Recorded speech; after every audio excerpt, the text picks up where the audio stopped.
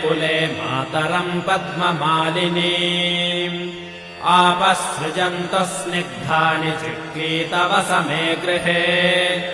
निच देवीम् मातरम् श्रियम् वासय मे कुले आर्द्राम् पुष्करिणीम् पुष्टिम् सुवर्णाम् हेममालिनीम् सूर्याम् हिरण्मयीम् लक्ष्मीम् जातवेदो महावः आर्द्राम् यः करिणीम् यष्टिम् पिङ्गलाम् पद्ममालिनीम्